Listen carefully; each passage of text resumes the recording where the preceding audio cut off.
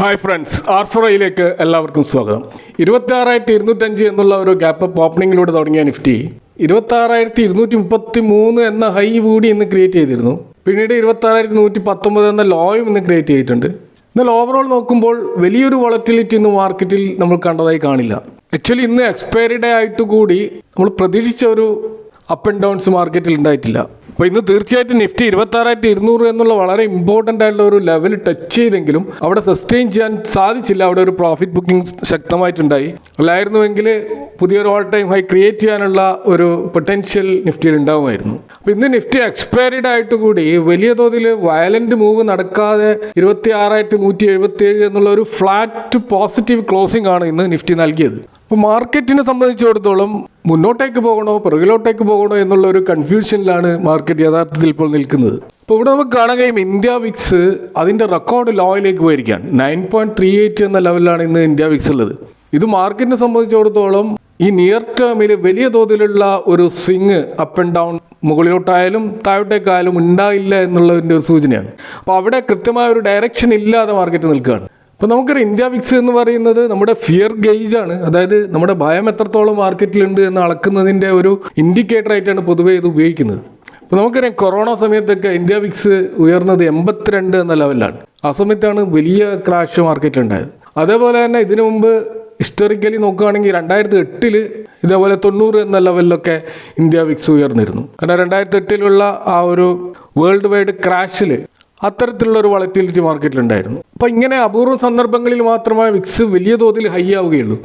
അതേസമയം വലിയ തോതിൽ ലോ ആകുന്നത് പലപ്പോഴും സംഭവിക്കുന്ന ഒരു കാര്യമാണ്. ഇപ്പോൾ 12 മുതൽ 25 വരെയുള്ള ഒരു റേഞ്ചാണ് പൊതുവെ ആവറേജ് ആയിട്ട് നമ്മൾ കാണുക. അപ്പോൾ 20 മുകളിലൊക്കെ പോകുമ്പോൾ അവിടെ ഒരു ഹൈ വോളറ്റിലിറ്റിയാണ് മാർക്കറ്റ് പ്രതീക്ഷിക്കുക. അതുപോലെ 15 താഴോട്ടേക്ക് വരുമ്പോൾ ഒരു ലോ വോളറ്റിലിറ്റിയാണ് മാർക്കറ്റ് പ്രതീക്ഷിക്കുക. അതുപോലെ 10 താഴെ വരിക എന്ന് പറയുന്നത് അപൂർവ സന്ദർഭങ്ങളിൽ സംഭവിക്കുന്നതാണ്. അപ്പോൾ അവിടെ മാർക്കറ്റ് വളരെ ശാന്തമാണ് എന്നാണ് അതിൻ്റെ അർത്ഥം. അപ്പോൾ അതുകൊണ്ട് തന്നെ കാര്യമായ എന്തെങ്കിലും ഒരു ട്രിഗർ പോയിന്റ് ഉണ്ടായാൽ മാത്രമേ ഇനി മാർക്കറ്റ് മുന്നോട്ടോ പിറകോട്ടോ പോവുകയുള്ളൂ എന്നാണ് ഇത് സൂചിപ്പിക്കുന്നത്. അപ്പോൾ 26,000 എന്നുള്ള ലെവൽ ഒരു സപ്പോർട്ട് ലെവലായിട്ട് ഇപ്പോൾ നിൽക്കുകയാണ്. ഹയർ സൈഡിലാണെങ്കിൽ 26,200 ഒരു റെസിസ്റ്റൻസ് ലെവലും കൂടിയാണ്. അപ്പോൾ ഈ ഒരു റേഞ്ച് താഴോട്ടോ മുകളിലോട്ടോ മറികടക്കുക എന്നുള്ളതാണ് നിഫ്റ്റിയുടെ ഒരു ഡയറക്ഷൻ വ്യക്തമാകുന്ന രീതിയിലുള്ള ഒരു മൂവ് നമുക്ക് തിരിച്ചറിയാൻ കഴിയുള്ളൂ. അപ്പോൾ RBI എല്ലാ മാസവും പ്രസിദ്ധീകരിക്കുന്ന അവരുടെ മന്ത്ലി ബുള്ളറ്റിൻ അതിൽ പറയുന്ന കാര്യങ്ങൾ വളരെ ശ്രദ്ധേയമാണ്. അപ്പോൾ ഈ GST റേഷണലൈസേഷനും അതുപോലെ ഫെസ്റ്റിവൽ റിലേറ്റഡ് ആയിട്ടുള്ള സ്പെൻഡിങ്ങും അത് ഡൊമസ്റ്റിക് ഡിമാൻഡിനെ വലിയ തോതിൽ ഒക്ടോബർ നവംബർ മാസങ്ങളിൽ വർദ്ധിപ്പിച്ചിട്ടുണ്ട് എന്നാണ് RBI പറയുന്നത്. ഇപ്പോൾ റൂറൽ ഡിമാൻഡ് വർദ്ധിച്ചു, അതുപോലെ അർബൻ ഡിമാൻഡ് നേരിയ തോതിൽ അതിൻ്റെ മൊമെൻറ്റം പിക്കപ്പ് ചെയ്തുകൊണ്ടേ ഇരിക്കുകയാണെന്നാണ് അവരുടെ റിപ്പോർട്ടിൽ പറയുന്നത്. ഇന്ത്യയുടെ എക്കണോമി 8.2% എന്ന നിലയിലാണ് ജൂലൈ സെപ്റ്റംബർ ക്വാർട്ടറിൽ എക്സ്പാൻഡ് ചെയ്തത്.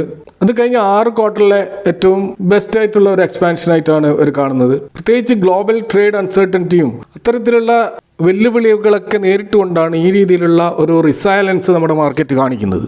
അപ്പോൾ അതിൻ്റെ അടിസ്ഥാനത്തിലാണ് നമ്മൾ കഴിഞ്ഞ RBI മീറ്റിങ്ങിലൊക്കെ കണ്ടതാണ് GDPയുടെ ഫോർകാസ്റ്റ് അവർ ഉയർത്തിയിരുന്നു. 6.8 നിന്ന് 7.3 ആയിട്ട് ഉയർത്തിയിട്ടുണ്ട്. അതുപോലെ ഇൻഫ്ലേഷൻ്റെ പ്രൊജക്ഷൻ 2.6 നിന്നും 2% ആയിട്ട് കുറച്ചിട്ടുമുണ്ട്.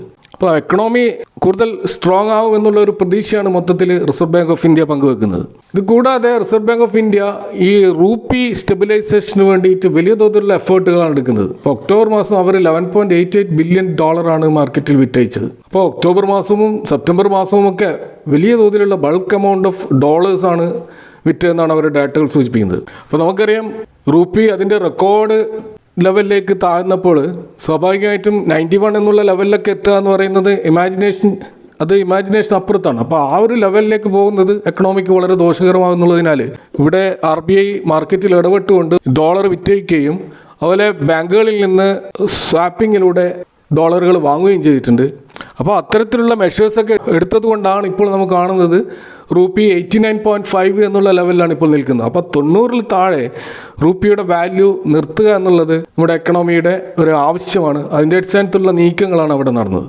ഇതുകൂടാതെ ഈ GST റേഷണലൈസേഷനും റേറ്റ് കട്ടും അതുപോലെ ടാക്സ് കട്ടും ഇതൊക്കെ മൊത്തത്തിൽ ബാങ്കുകളുടെ ലിക്വിഡിറ്റി വലിയ തോതിൽ വർദ്ധിപ്പിച്ചതായിട്ടാണ് RBIയുടെ റിപ്പോർട്ടിൽ പറയുന്നത്. അഥവാ ഡെപ്പോസിറ്റ് ഗ്രോത്ത് നല്ല തോതിൽ വർദ്ധിച്ചിട്ടുണ്ട് എന്നാണ് കണക്കുകൾ സൂചിപ്പിക്കുന്നത്. അതേപോലെ തന്നെ ക്രെഡിറ്റ് ഗ്രോത്തും വർദ്ധിച്ചിട്ടുണ്ട്. അപ്പോൾ ഡെപ്പോസിറ്റ് ഗ്രോത്തും ക്രെഡിറ്റ് ഗ്രോത്തും തമ്മിലുള്ള ഒരു അന്തരം 1.5% ഉണ്ടായ സ്ഥാനത്ത് അത് കുറഞ്ഞിട്ട് നവംബറിൽ 1.3% ആയിട്ട് വന്നിട്ടുണ്ട്. അത് അത്തരത്തിലുള്ള ഒരു അന്തരം കുറയാൻ കാരണം ഡെപ്പോസിറ്റ് ഗ്രോത്ത് കൂടിയതുകൊണ്ടാണ്. അപ്പോൾ മൊത്തത്തിൽ ഒരു പോസിറ്റീവായിട്ടുള്ള ഔട്ട്ലുക്കാണ് റിസർവ് ബാങ്ക് ഓഫ് ഇന്ത്യയുടെ മന്ത്രി ബുള്ളറ്റിൽ നമുക്ക് കാണാൻ കഴിയുക. ഇനി ഇന്ന് നമ്മൾ നിഫ്റ്റി 50 കമ്പനിയിൽ ഏറ്റവും അധികം റാലി നടന്ന ഒരു സ്റ്റോക്കാണ് കോൾ ഇന്ത്യ. കോൾ ഇന്ത്യ അവിടെ 4% കൂടുതലുള്ള ഒരു മുന്നേറ്റം നടത്തുകയുണ്ടായി. കഴിഞ്ഞ 2 മാസത്തെ ഒരു ഹയസ്റ്റ് ലെവലിലേക്ക് കോൾ ഇന്ത്യ എത്തുകയുണ്ടായി. അപ്പോൾ ഇതിനൊരു കാരണമായിട്ട് കാണുന്നത് അവരുടെ സബ്സിഡിയറി കമ്പനിയായിട്ടുള്ള Bharat coking coal private limited അവരുടെ IPO മാർക്കറ്റിലേക്ക് വരാൻ പോകുന്നു എന്ന ന്യൂസാണ്. അപ്പോൾ അവർ എക്സ്ചേഞ്ചിൽ സമർപ്പിച്ചിട്ടുള്ള DRHP അഥവാ ഡ്രാഫ്റ്റ് റെഡ് ഹെറിംഗ് പ്രോസ്പെക്ടസ് അതിൽ ഇക്കാര്യങ്ങൾ മെൻഷൻ ചെയ്തിട്ടുണ്ട്. അപ്പോൾ ഈ ഒരു IPO വരുന്നത് മൊത്തത്തിൽ ഓഫേഴ്സ് ആണ്, അതായത് ഓഫർ ഫോർ സെയിലാണ്. അപ്പോൾ ഇതിൻ്റെ കംപ്ലീറ്റ് എമൗണ്ട് കോൾ ഇന്ത്യക്കാണ് ലഭിക്കുക.